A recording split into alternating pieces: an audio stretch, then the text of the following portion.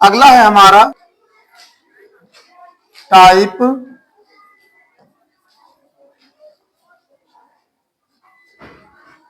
Questions. WH word type questions present indefinite tense में, present indefinite tense. बहुत आसान है, स्ट्रक्चर देख लीजिए एक बार, बहुत आसानी से समझ में आ जाएगा बच्चों। वाक्य के सब्जेक्ट के अनुसार डू या डज का यूज करेंगे। इसके बाद फिर हम सब्जेक्ट लिखेंगे। सब्जेक्ट के बाद अगर सेंटेंस निगेटिव भी है तो नॉट लिखेंगे। नॉट के बाद V1, V1 के बाद ऑब्जेक्ट, ऑब्जेक्ट के बाद ऑब्जेक्ट कॉम्प्लीमेंट, और लास्ट में क्वेश्चन मार्क लगाना ना भूलिएगा, क्योंकि ये बहुत जरूरी है। अब एग्जांपल्स देखिए।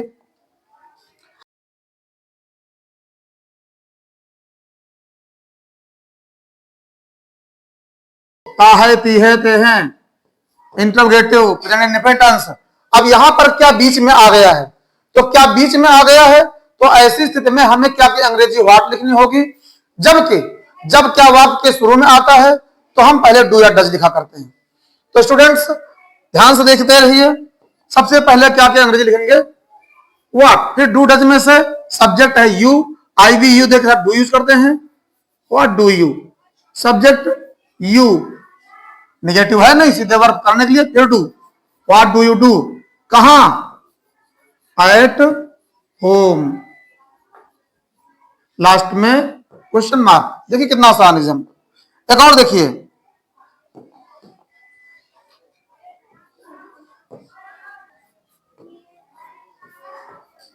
यह लड़का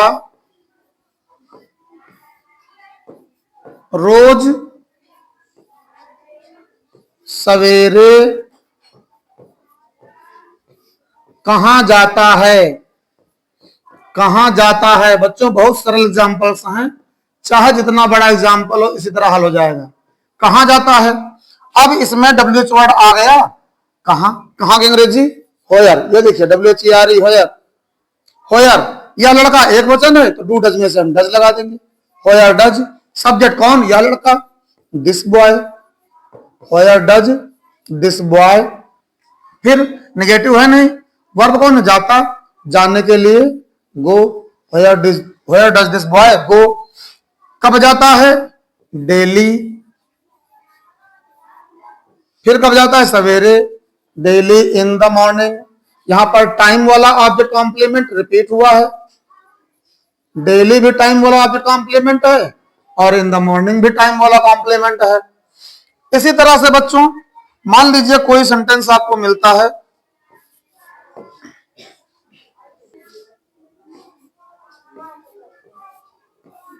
मेरी बहन मंच पर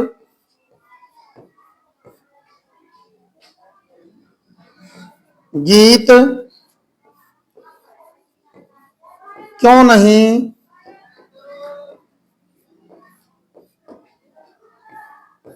गाती है। मेरी बहन मंच पर गीत क्यों नहीं गाती है। अब जब इसको आप हल करें पहले क्यों, WH वर्ड मिल गया क्यों, तो सबसे पहले क्यों की अंग्रेजी लिखेंगे वाई। फिर डू डज में से मेरी बहन एक वचन है, डज, कौन, मेरी बहन, my sister. Why does my sister, negative भी है, नॉट लगा दीजिए, नॉट। वर्ब गाती, सिंग, क्या गाती, अ सॉन्ग। कहां गाती, मंच पर, ऑन द स्टेज। बहुत आसान है बच्चों, ध्यान देते रहिएगा। इसी तरह से मान लीजिए कोई सेंटेंस है,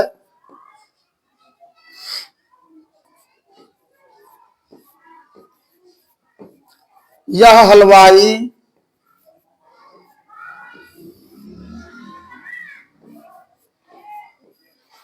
मेले में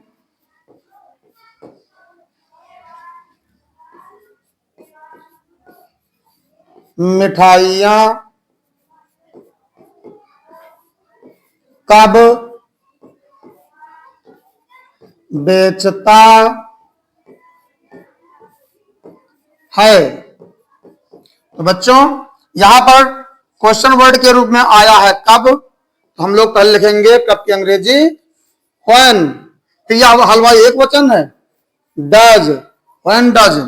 सब्जेक्ट कौन, यह हलवाई, this confectioner, when does this confectioner. फिर वर्ब नेगेटिव है नहीं, वर्ब बेचता, बेचने के लिए सेल, क्या बेचता, मिठाइयां, द स्वीट्स, द स्वीट्स। कहां बेचता, मेले में, इन द फेयर। बहुत अच्छा, देखिए कितना आसानी से, बहुत आसानी से हमारे सेंटेंसेस हो रहे हैं। तो बच्चों याद ये रखना है कि अगर, क्यों, कब, कहां, कैसे, कौन, इस तरह के डब्ल्यूएच वर्ड्स वाले शब्द, प्रश्न सूचक शब्द वाक्य के बीच में आए तो निश्चित रूप से ध्यान रखते हुए सबसे पहले उन डब्ल्यूएच वर्ड्स को हल करिए, फिर वाक्य के सब्जेक्ट के अनुसार डू या डज का प्रयोग करिए, उसके बाद सब्जेक्ट लिखिए, यदि निगेटिव हो तो निगेटिव वर्ड नॉट भी लगाइए, फिर वर्ब का प्रयोग करते हुए ऑब्जेक्ट लिखिए और लास्ट में आप कॉम्प्लीमेंट लिख दीजिए। बहुत अच्छे समझते रहिए स्टूडेंट्स। हम लोग प्रेजेंट इंडेफिनिट टेंस पढ़ रहे हैं, पर इसमें अगर हमने इंफेसिस नहीं पढ़ा तो क्या सीखा, क्योंकि हमारा जो डू डज है ये इंफेसिस भी डालता है। देखिए कैसे, जैसे किसी सेंटेंस में कोई बात जोर देकर बोली गई है, प्रभाव डाला गया है, कोई बात जोर देकर कही गई है, तो वैसी स्थिति में हम लोग कैसे हल करेंगे। बच्चों बहुत ध्यान देखना, आप लोग एक ही बार में समझ जाओगे, मुझे ऐसा विश्वास है। तो मैं आपको बता दूं, जो हमारी सहायक क्रियाएं डू या डज हैं, इनका एक कार्य और होता है इंफेसिस डालना। जैसे कहते हो घर वाले बुलाए, यहां आओ, तो आता तो हूं, इस तरह से आता तो हूं, जाता तो हूं। और इसके लिए केवल डू डज वही पहचान, ही सी इट के साथ डज। जैसे है कोई सेंटेंस, वह स्कूल जाती तो है, वह स्कूल जाती तो है। अब बच्चों जैसे वह स्कूल जाती है, सी गोज टू स्कूल, लेकिन वह स्कूल जाती तो है, अब तो लग गया ना, तो के लिए हम डू डज अलग से देंगे, जबकि डू डज का प्रयोग हम लोग निगेटिव वर्ड्स के साथ या फिर इंट्रोगेटिव या नो वाले बनाने समय करते हैं, लेकिन यहां पर हम डू डज में से देंगे। अब देखो कैसे हल करते हैं, बहुत आसान है बच्चों। सब्जेक्ट कौन है, वह, सी, अब हम देंगे डज, निगेटिव नहीं तो भी, सी डज, सी डज जाति के लिए गो, सी डज गो टू स्कूल। देखिए इंफेसिस पड़ गया, वह स्कूल जाती तो है। एक और देखो, जैसे कोई सेंटेंस है, बच्चे पुस्तक पढ़ते तो हैं, बच्चे पुस्तक पढ़ते तो हैं। अब प्लूरल है ना हमारा सब्जेक्ट, कौन है, बच्चे, चिल्ड्रन। अब तो के लिए डू अलग से देंगे, do read, do read the book, क्या पढ़ते हैं, book, children do read the book. देखिए एक और देखो, बहुत आसान है बच्चों। जैसे है, मेरा भाई चाय पीता तो है, मेरा भाई चाय पीता तो है, कौन पीता है, मेरा भाई, हो जाएगा माय ब्रदर। अब तो है तो इसलिए डू डज में से does, my brother singular noun है, does.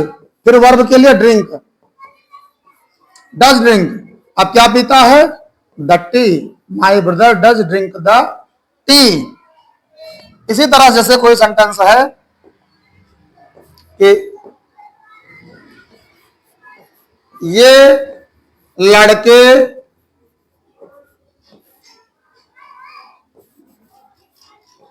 Football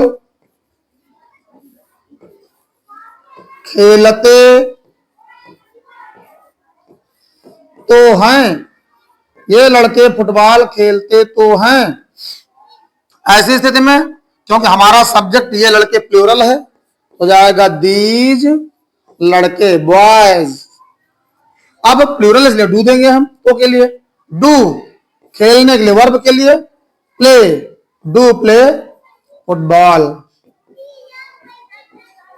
these boys do play football.